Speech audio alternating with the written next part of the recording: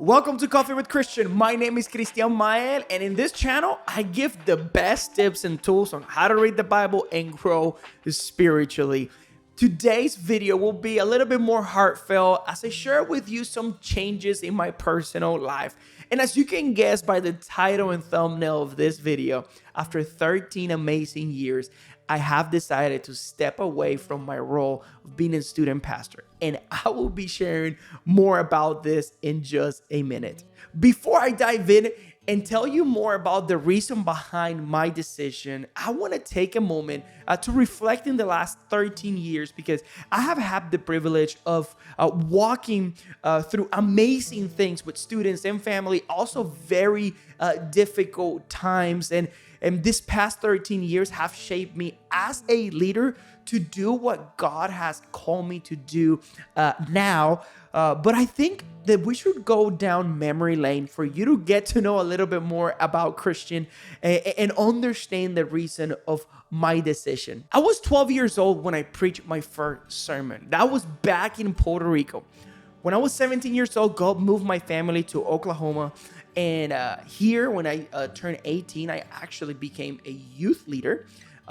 Went to Bible school, started leading our Hispanic youth ministry in the local church that I was part of. And it was the best decision I ever made because it was that journey where I started learning about my calling and what called me to do for that season. And for 8 years, this is something that most people don't know. But for 8 years, I was a volunteer youth pastor. And that time was an incredible time because it shaped me and it formed me to be ready to actually be a full-time minister, a full-time youth pastor at a church. So when I was 18, started volunteering as a youth pastor. And then when I was 26 years old, after praying and waiting for the right door, because my mother told me this. She told me, I remember when I was young, she told me, don't settle in these two things, who you're going to marry and who you're going to work for. And thankfully, I have an incredible wife, Natalie, and now we have a baby, Isla. He said, but I work for an incredible church organization that has allowed me to lead their student ministry for 5 years. So I was 26 years old when I became a full-time youth pastor.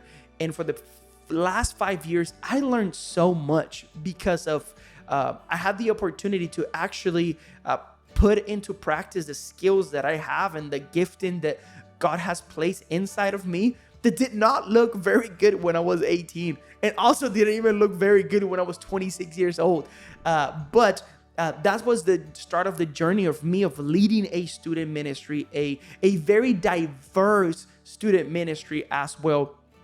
Being a Hispanic youth pastor, I thought I would never have the chance to work at an American church. And God had different plans for me. I actually was never full-time at a Hispanic church, but an American church hired me to lead their student ministry.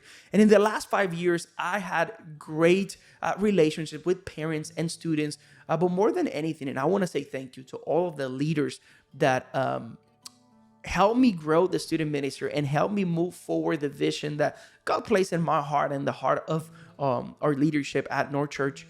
I want to say thank you because without those leaders, I will have not been able to do what we did, and I will not be able to do what I'm about to start doing now.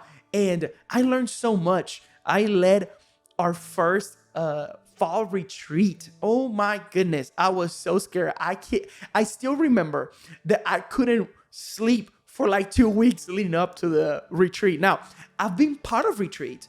I have led retreats before with a team, with actually having a leader that is going with me. But this was the first time the parents at our church is trusting me to take over 100 people, 45 minutes away to do a retreat. And my goodness, God taught me so much in that first year. God taught me that I don't have to do it alone, that I don't have to impress anybody trying to be an amazing youth pastor that can do it all. In that first fall retreat, I learned very quickly. I did not want to do this alone next year. Now, when I got the job, fall retreat was already on the works. And it was like 4 weeks after I started my role at North Church. But for year 2, I learned I need somebody to help me with the games. I need somebody to help me with the administration and booking the buses and all these little things. Going through that season that it was very difficult in my first years as a youth pastor really shaped me to what I'm doing today and building the team that I built for our student ministry. And that's something I want to leave you with. You don't have to do it alone. Know what your weaknesses are and what your strengths are. And where you're weak, find somebody that is good at those things. I'm not very good administratively. So I brought the best person that I knew that had that gifting, and it helped me so much in the journey. My favorite part of being a student pastor was developing young leaders, developing young talent, seeing something in a young man or a young woman, calling it out and walking them through that journey of discovering their gifting, their calling. And I had the opportunity to raise so many leaders that are now even full-time in our church or doing things in a different place. But this time in student ministry has shaped me, and God used it to shape me in a way that I'm able to do what I'm going to do now. A few weeks ago, our executive pastor asked me for coffee, and I actually didn't answer his phone call. So I sent it to voicemail. He left me a voicemail. I call him back, and he tells me, hey, I want to have a heart-to-heart with you, and I want to cast some vision. I immediately freaked out. I was like, yeah, of course, we'll meet. We schedule in a coffee shop that I love here in Oklahoma City. And I just freaked out when he said heart to heart, because to me, I was thinking, what did I say? Because I know I didn't do anything stupid, but I might have said something to someone that he has to have a conversation with me, because it's not the first time that has happened. So I get to the coffee meeting, and he starts sharing with me and says, hey, you have done an incredible job in student ministry, building a strong foundation for our students. And you have raised an incredible leader to take over the student ministry. Do you think he's ready? And I've been waiting for this conversation, because I know Sawyer Wilson.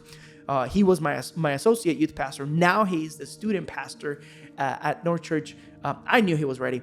And but I was like, what's kind of like, where are we going with me? And he shares with me, hey, our church is growing, and I want you to help me grow the church.